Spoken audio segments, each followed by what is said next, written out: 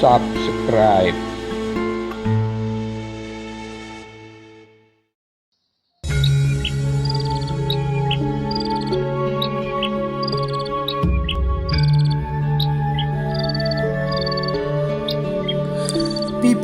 Bibi Copiawati, mainanku rusak. Berlari-lari, anak lelaki tampan itu di halaman belakang kepatihan yang luas. Iya sayang, sini. Bibi buatkan yang baru, kereta mainan dari kulit jeruk balinya, Kata Sofiawati. Wah, Laden Mas Salman mainannya dilempar-lempar kok ya. Jadinya cepet rusak. Kasihan loh Bibi, jadi harus bikinin melulu. Kata Mbok Sainem. Nggak apa-apa kok Mbok Sainem. Bibinya seneng bikininnya. Kata Sofiawati. Makasih ya Bi. Oleh kereta balu. Ya tuplak. Kalau Abah buatin dari kayu loh Bi. Kata Salman. Iya, Abah kan lebih pintar. Doain Abah ya, biar selalu dijaga sama Allah. Kata Sofiawati. Iya, nanti pulangnya udah selesai. Salman mau jemput Abah pakai kereta. Tuplak. Shh, jangan keras-keras teriaknya ya sayang. Itu adik Sulaiman lagi mau bobo di pangkuan Mbok Sainem. Kata Sofiawati. Adik bobok telus, nggak selu. Kata Salman. Ya, adik kan masih kecil sayang, masih perlu banyak istirahat. Kalau sudah capek mainnya, Mas Salman sudah capek belum? Tanya Sofiawati. Belum, mau jemput Abah dulu pakai kereta. Tuplak. Ya. Lalu anak itu pun berlari lagi mengelilingi halaman sambil sesekali berhenti di bawah pohon mangga dan pohon nangka yang dia bayangkan sebagai pangkalan untuk mengganti kuda-kuda keretanya. Gimana, Nduk? Betah kan di sini? Mbok Sainem tersenyum pada Sofiawati sambil mengayun-ayun lembut Sulaiman yang ada di pangkuannya. Sejak kedatangan Sofi di kepatihan, Mbok Sainem serasa menemukan sosok putrinya yang telah meninggal karena kebiadaban Danurejo IV itu pada diri gadis dari tepian Muara Progo itu. Dia ingin sekali menyayangi Sofi seperti menyayangi anaknya sendiri. Gimana ya Mbok? Ya pastinya tetap lebih senang tinggal di Mangiran kalau saya Mbok. Tapi untuk saat ini mungkin saya memang perlu sejenak di sini. Ibu saya meridhoi saya nderek Den Ajeng Fatma karena katanya beliau perlu bantuan saya di sini. Ya bismillah. Siapa toh saya ini? Tapi Den Ajeng Fatma sampai memperlakukan saya kayak adiknya sendiri. Dan ternyata di sini ada Den Ayu Nur Yasmin dan 2 putranya yang jadi tahanan kepatihan. Masya Allah. Kata Sofiawati. Cantik ya Nduk beliau itu.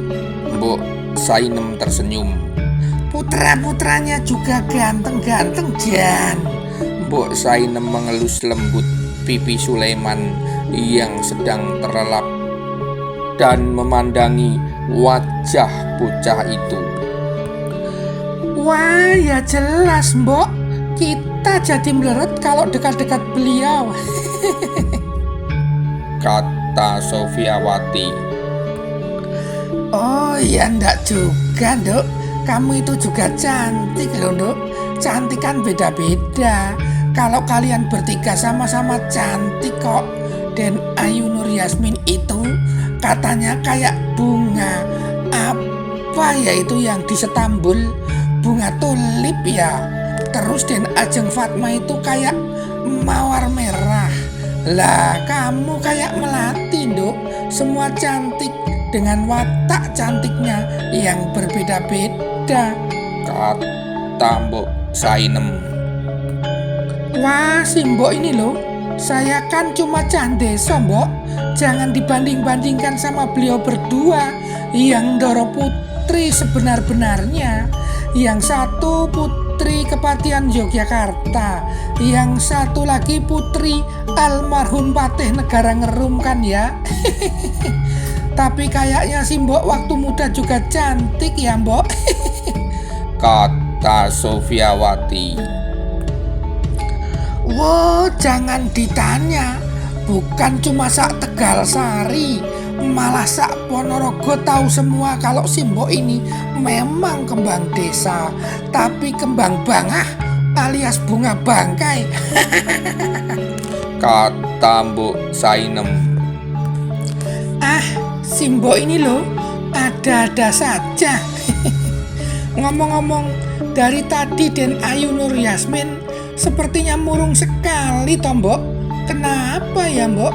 Tanya Sofiawati. Ya namanya tahanan, tetap saja tahanan toh, Nduk. Masa ceria? Kata Mbok Sainem. Kalau kemarin kan sepertinya ya api-api saja toh, Mbok.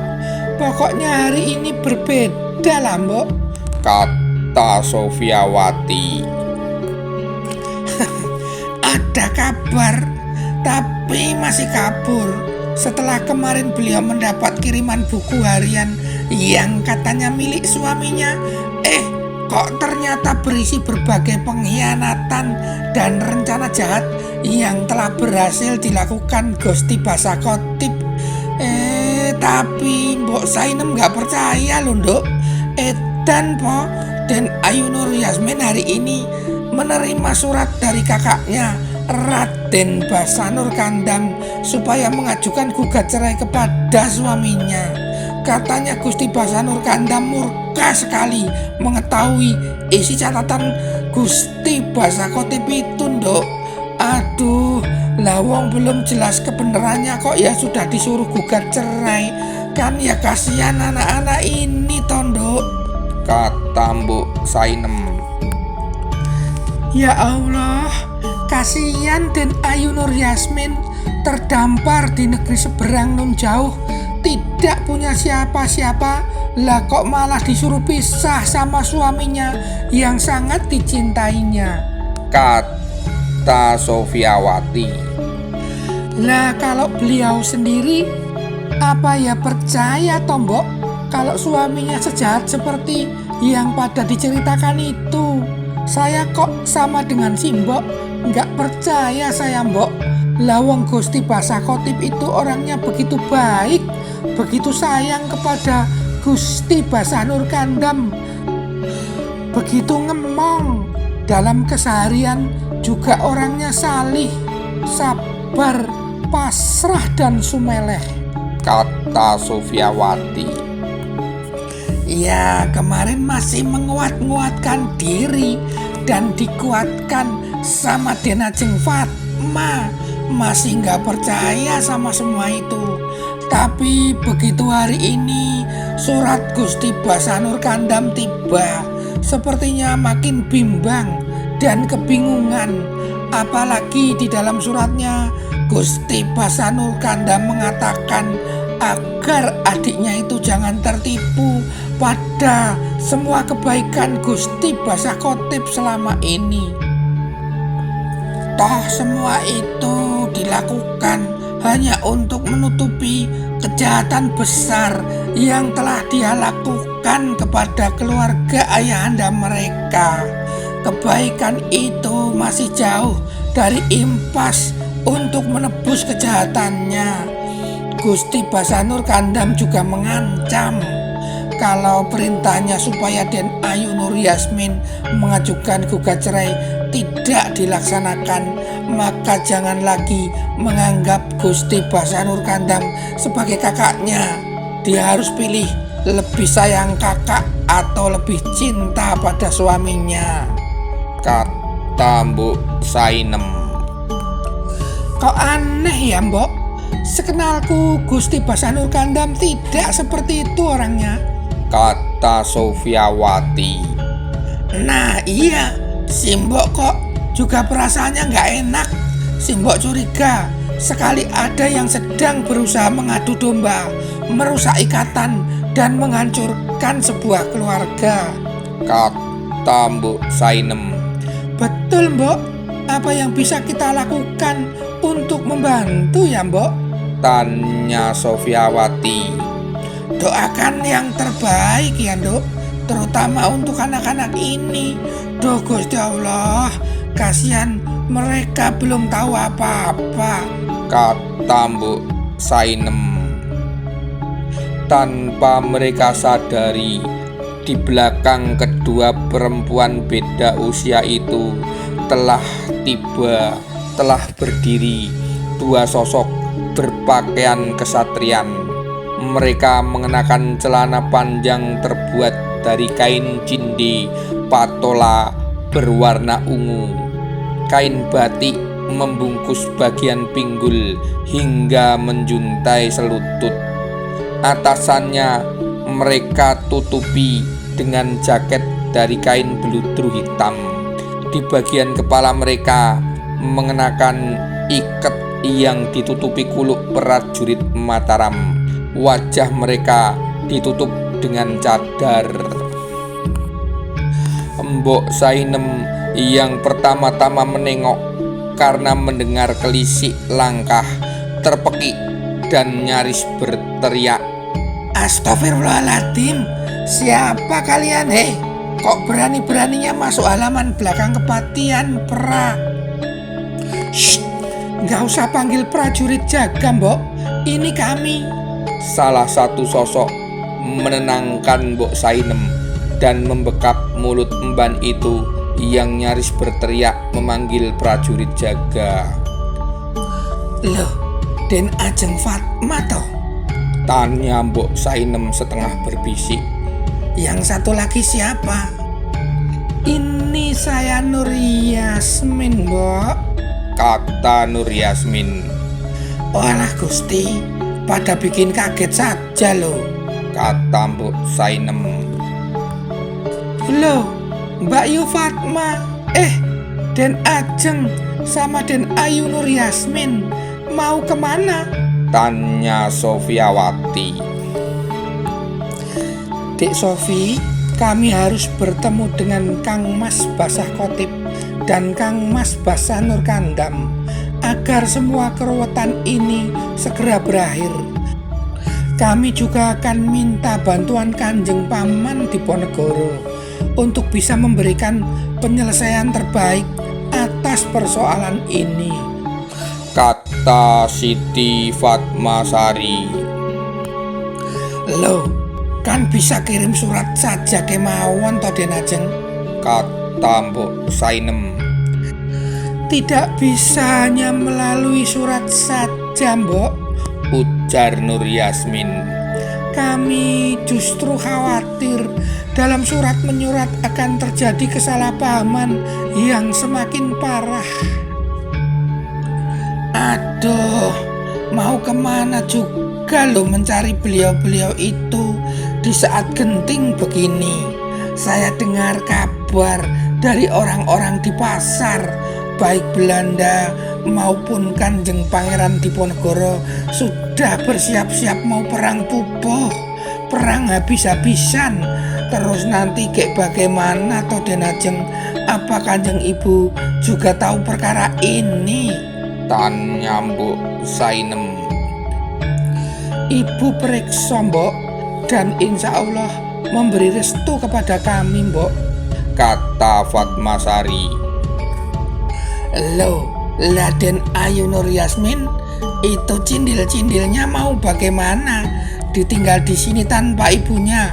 Aduh, Den Ayu, mbok dipikirkan lagi, nanti malah kapiran semua bagaimana? Kata Mbok Sainem. Iya mbok, saya juga berat meninggalkan mereka. Tapi kata Yunda Fatma, kata Nur Yasmin yang dipotong oleh Fatmasari. di sini kan ada Mbok Sainem yang sangat mumpuni untuk mengurus mereka. Masih ditambah ada Dik Sofiawati yang pinter, disuruh momong anak kecil. Apalagi Kanjeng Ibu sangat sayang kepada mereka. Sudah dianggap seperti cucu sendiri kan Mbok? Ini mumpung Kanjeng Romo sedang sibuk, katanya malah tindak ke Magelang atau Semarang, dan pamitnya kepada Kanjeng Ibu malah jangan diharapkan bisa pulang cepat. Kan kebetulan toh Mbok? Kata Fatma nyerocos mengemukakan alasannya. Wah, sebenarnya saya mau ikut loh Den Ajeng, Den Ayu, kata Sofiawati. Waduh, jangan Dek Sofia, bahaya kalau kamu ikut. Sementara kamu di sini saja ya, bantu Mbok Sainem ngomong Salman dan Sulaiman, kata Fatmasari. Ya, padahal saya mau juga ketemu dengan 3 orang yang disebut tadi. Panutan saya semua J. Tapi ya wes kalau begitu, sendika dawuh Den Ajeng, kata Sofiawati. Panggil Mbak Yu saja, kata Fatmasari. saya ndak berani kalau di sini. Tapi titip salam ya. Kata Sofiawati. Buat siapa? Fatma berpura-pura melototi gadis desa Mangiran itu sambil memasang tampang manyun. Ya buat semuanya toh, kata Sofiawati. Tuh, sukanya begitu. Padahal Dinda Nur Yasmin mesti tahu. Dia pernah bilang bahwa jadi selirnya Kang Mas Basanur Kandam juga dia bakalan rela, kata Fatmasari. Den Ajeng Fatma sembarangan, malu ah, kata Sofiawati. Tenang, kita kan ngomongnya sama adik tersayangnya Kang Mas Basanur Kandam. Siapa tahu bisa diperjuangkan, ya kan? Kata Fatmasari kemudian. Rupanya Den Ayu Nur Yasmin belum tahu siapa lelaki yang jauh lebih dicintai Mbak Yu Siti Fatmasari dibandingkan Kang Mas Basah Nur Kandam itu, gumam Sofiawati di dalam hati. Kemudian Sofiawati pun berkata, Iya Den Ayu, itu sih bukan saingan saya. Ini jadi pelayannya Den Ajeng Fatma saja sudah sangat bersyukur, dan rasanya seneng bukan main kok, kata Sofiawati. Biar ku luruskan, kami bukan saingan Dinda Nur Yasmin. Aku dan Dik Sofi adalah mitra, sahut Fatma sambil tersenyum nyengir. Luar biasa ya, kok bisa 2 wanita mencintai pria yang sama dan tidak rebutan. Kata Nur Yasmin. Ini jadi pada mau berangkat apa tidak? Tegur Mbok Sainem. Kok malah membicarakan cinta? Ya ndak bakal ada habisnya nanti. Siti Fatmasari pun berkata, Iya mbok, itu kuda dan perbekalan juga sudah disiapkan sama pekatik. Kami berangkat dulu ya, Dik Sofi, titip kepatihan ya. Selama aku pergi, kamulah yang jadi tuan putri di sini. Jaga ibu, juga Salman dan Sulaiman sebaik-baiknya. Kalau ada apa-apa jangan sungkan sampaikan ke Mbok Sainem. Gitu ya Mbok. Sendika dawuh Denajeng. Mbok Sainem mengangkat sembah. Lah, yang mau nunjukin jalan sama mengawal siapa? Masa cuma berdua? Dua putri ayu-ayu bahaya. Ada kok Aji Mbok yang selalu siap membantu, kata Fatmasari. Oh ya syukur, kalau dia itu kan aman, soalnya laki-laki, tapi sudah tidak punya bur. Kata Mbok Sainem. Hus, Mbok Sainem saru, kata Fatmasari. Iya maaf, kata Mbok Sainem. Bocah lelaki cilik itu berlari mendekat. Ibu mau kemana? Tanya Salman. Maafkan ibu ya nak. Nur Yasmin berjongkok menyambut anaknya. Dielusnya kepala putra sulungnya itu. Ibu pamit sebentar untuk menjemput Abah. Salman dan Dik Sulaiman tunggu di sini ya, sama Bibi Sofi dan Mbah Sainem. Insya Allah ibu nggak lama perginya. Salman mau ikut jemput Abah. Kan Salman jemput Abah pakai kereta, kata Salman. Besok kalau Abah dan Ibu sudah dekat dari sini, Salman yang jemput Abah dan Ibu pakai kereta ya. Sekarang Salman di sini dulu, temani Eyang Putri. Soalnya Bibi Fatmasari juga mau ikut Ibu, mau jemput Uwak Nur Kandam juga ya, kata Nur Yasmin. Oh gitu, iya. Ibu berapa lama perginya?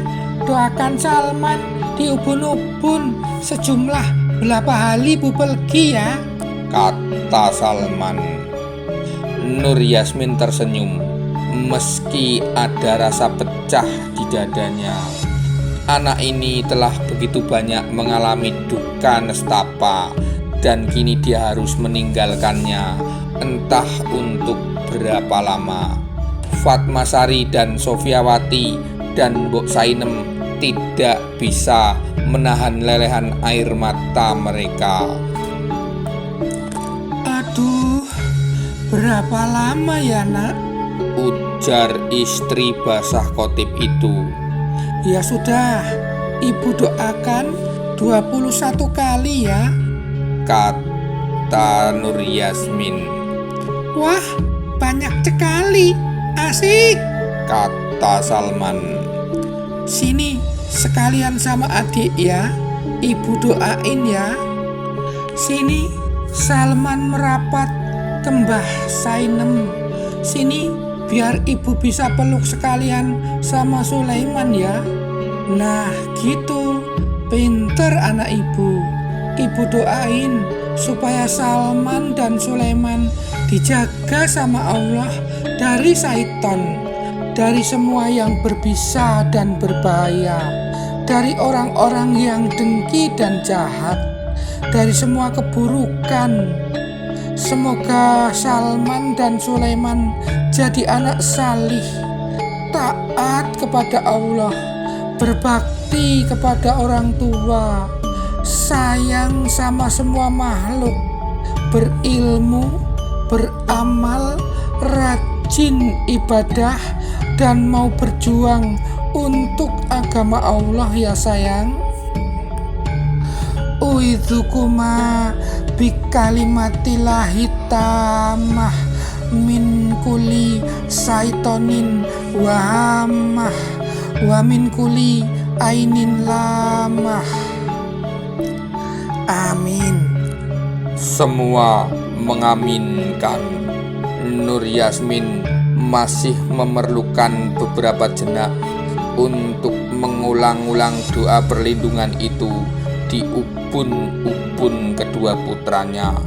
Semakin terulang doa-doa itu, semakin angles rasanya di dada Mbok Sainem, semakin ternyuh hati Sofiawati, semakin tidak karu-karuan perasaan Fatmasari. Ayo Dinda, bismillah. Kita pasrahkan semua urusan kepada Gusti Allah. Juga anak-anak hebat ini, kita harus segera berangkat. Koh Aji sudah menanti, kata Fatmasari. Nur Yasmin mengangguk. Dilepasnya rengkuhannya di kepala Salman dan Sulaiman. Dengan berjalan mundur dan menutupi mulutnya untuk menahan tangis, dilambaikannya salam perpisahan pada kedua putranya. Selama ini dia baru menghayati bagaimana rasanya ditinggalkan oleh Basah Kotib saat harus berangkat berjuang. Kini dia mengerti seperti apa rasanya meninggalkan. Semula dia mengira meninggalkan itu ringan-ringan saja. Jelas ditinggalkan itu lebih berat. Tidak, dia kini merasa bahwa ternyata meninggalkan itu justru jauh lebih berat. Seperti ada bagian jiwa yang tidak terbawa, seperti ada bagian hati yang terpapas, seperti ada sesudut nurani yang terkhianati. Nur Yasmin kini mengerti mengapa di salah satu pamit keberangkatannya Basah Kotib melantunkan sebuah puisi untuknya. Nur Yasmin menghafal bait-bait itu.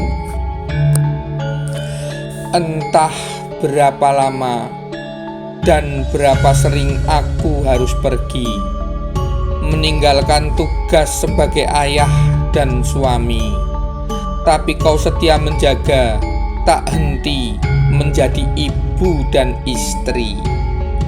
Entah berapa hari dalam setahun aku utuh bersamamu, tapi aku tahu bahwa di semua waktu kau selalu ada untukku. Entah ku letakkan di urutan keberapa isi pikir dan rasamu, tapi kau selalu jadikan segala tentangku sebagai yang nomor satu. Entah berapa kali bayang indahmu mengabur dari benakku, tapi kau tetap patrikan namaku sebagai imam di musola kehidupanmu.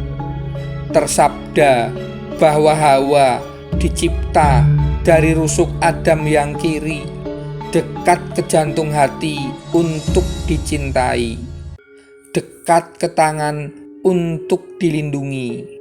Tapi aku sering merasa kaulah tulang iga yang menjaga jantung hatiku, yang menopang tangan rapuhku.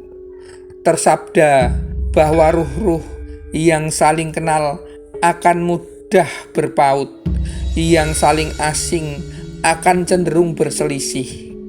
Tapi aku merasa ruhku bertaut padamu karena kemurahan hatimu untuk menerimaku. Tapi aku merasa ruhku bertaut padamu seperti tetes embun di daun yang jatuh ke dalam telaga. Aku fakir cinta dan telah kau santuni dengan sodakoh kasihmu lebih dari 5 tahun lamanya. Kini tersadari aku pula harus belajar dan berlatih lagi sampai dalam mahabbah bisa menjadi muzaki.